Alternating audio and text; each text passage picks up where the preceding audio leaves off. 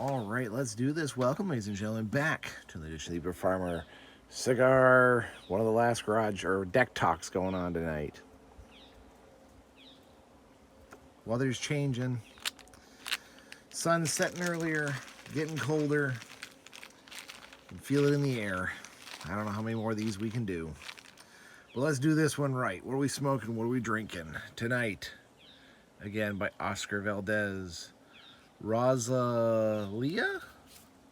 Rosalia. Good little Maduro cigar. Quite tasty. For the drink, from Pigeon Hill, Donut Let Me Down. A blueberry lemon donut ale. You gotta get creative, gotta get fun here every now and then, right, folks? If you don't try, you'll never know. That definitely has blueberry in it. Spoiler alert, I am not a huge fan of blueberry. But, you gotta go out and try and enjoy this stuff. Try new things. That's the only way you might find something else surprise you. Got the Sandhill Cranes coming in. Nice ale there. Let's give her a little taste here. Blueberry. No real lemon. You can taste that donut creamy that they're going for. Nice ale. Not bad. That blueberry is mostly on the nose. Don't really have much on the tongue. Don't mind that. Well, folks, I might be a week late and $1 short, but let's talk about it.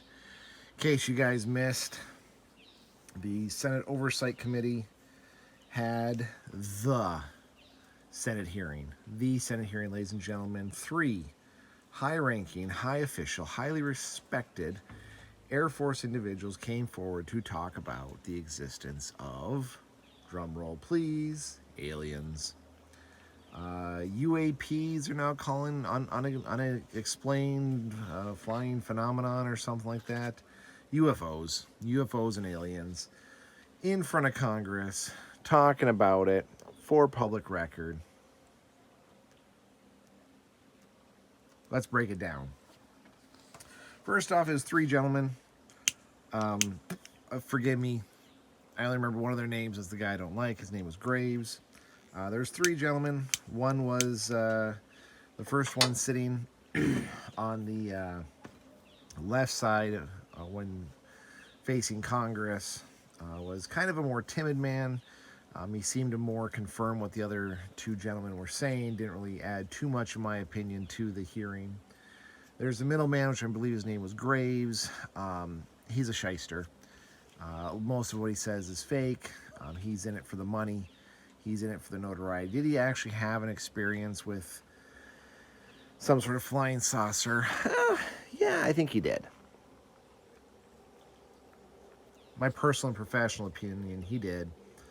But he realized quite quickly that if he amped up his story, added a bunch of hearsay and some talking points, he'd probably get more of the attention. So yes, I 100% believe that he faked a lot of his testimony. Again, I think he did actually see something, but he embellished.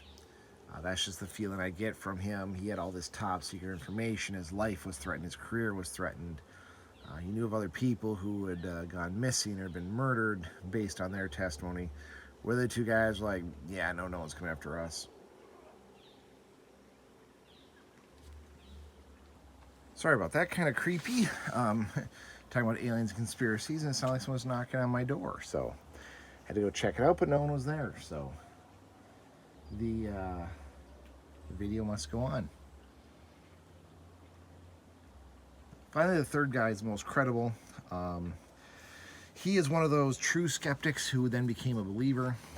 He saw something that night, couldn't explain it.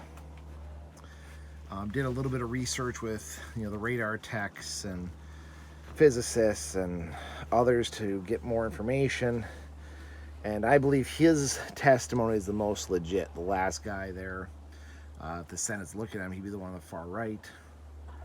He seemed to be the one that had, just by his body language, his tone, how he spoke, he truly believes that there are UFOs that have visited Earth, and or at least UFOs, unidentified flying objects, whether they're some foreign capability that we don't know about. He does honestly think that they're coming from another planet. He's the one I put the most faith in what he's saying. Now, maybe he's acting, of course. Maybe I have this all wrong. I was discussing this with homeschooling mama, and she talked about how, that is very common for, like, if three people are, see something or found something, one they threaten, one they let speak freely, and then one they kind of give them insider information, so that the three almost sound like they're contradicting each other, which these three did. These three people did sound like they're contradicting one another. Who knows? Interesting testimony. I didn't get to listen to the whole thing. I definitely listened to the highlight reel. Kind of popped in and out throughout the day. I mean, you got to get work done. You can't just sit around listening to alien and conspiracy theories all day. You got to get some work done. What's my takeaway? What's my take on this huge mess? One, I do firmly believe that there's life on other planets. There you have it. Here's the caveats. One, is an intelligent life? I don't know. I would imagine, yes, there is intelligent life out there. Now, has that intelligent life visited Earth? Now, there's the rub. Right? An infinitely expanding galaxy or universe in infinite ways, infinite speed. Yeah, there's other life out there for sure. Intelligent life, of course, I believe there is. Have they visited Earth? I don't know. One, I doubt it.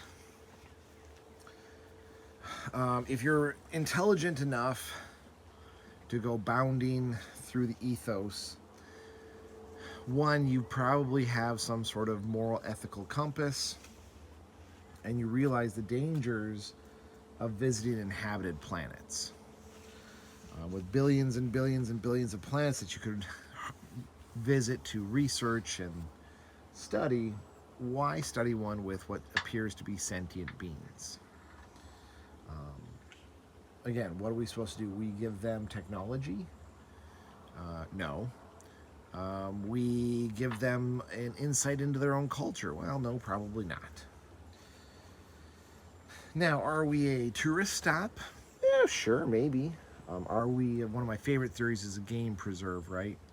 We are aliens. We were the biggest, baddest race of super soldiers who had gone rogue, and the aliens decided they didn't want us to be exterminated.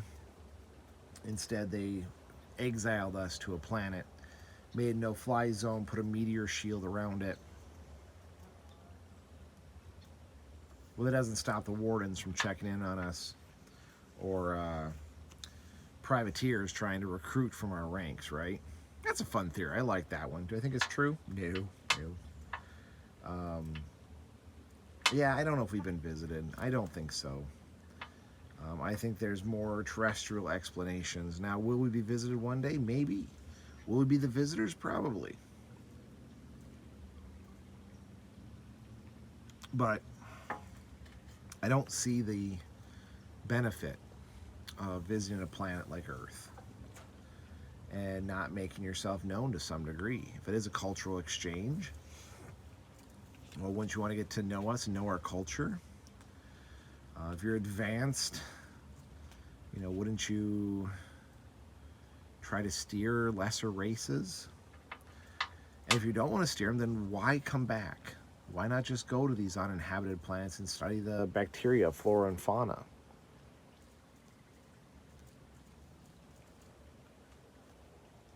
A lot of stuff breaks down really quickly when you ask the why. Well, why would they? Why would they stop at our planet? Again, if they wanted resources, there's easier places to get our resources than a planet full of hostile chimps, hostile bipedal creatures that have shown they're more than willing to blow up their entire planet, have the technology to do it. But let's just for a second let it all out, right?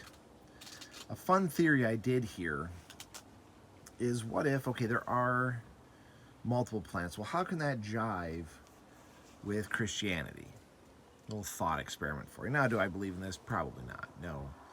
But thought experiments are fun to kind of delve into, the whole, you can only flip the train track and kill the one or kill the five. They're fun little thought experiments. Do I believe in them? Of course not. But let's, for a couple minutes, let it hang out there. So this religious theory says, well, what if God and Jesus did visit each of these planets? What if one of these planets passed the Adam and Eve test? They never ate from the tree of knowledge, and their planet is pure paradise. So they don't know evil. They don't know, what it is to be bad or good, or they just are good. They are, whoa, Robin, just dive bomb me. They're just one with God, and they still are a race that develops, and they want to go around the universe spreading the message. What if you had the planet where Jesus was openly accepted, wasn't crucified for his sins? The higher ups embraced him fully. What if you had Moses turn away from God because of his speech impediment and didn't free his people from Israel? I mean, again, thought experiments. Do I believe in any of this? There's planets out there that's the Eden, where there's a race that chose to not go against God and eat from the tree of knowledge. Of course not. Utter bullshit, of course. But it's still a fun little thought experiment. What do you think? Do you think that's what it could be?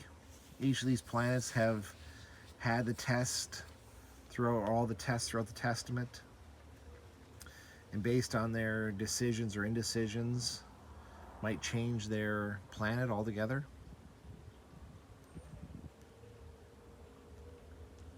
Pretty bonkers, pretty crazy. Fun to think about. Well, anyway, folks, sun is setting, I'm sure. I can't see it, of course, because of the cloud cover. I'm enjoying my Oscar Valderas cigar and my blueberry lemonade ale. But I'm going to leave it there. What do you guys think? Are we alone in this great, great universe? Are we just from a long line of failed societies and races throughout the universe that hit that invisible wall and died off? Are we special? Are we not? Are we on some quarantine planet where aggression lives while the rest of the universe doesn't have these issues? Or is it all a computer simulation? Who knows? Food for thought, ladies and gentlemen. Don't think about it too hard if you're driving. Stay safe out there, and we'll see you on the next one.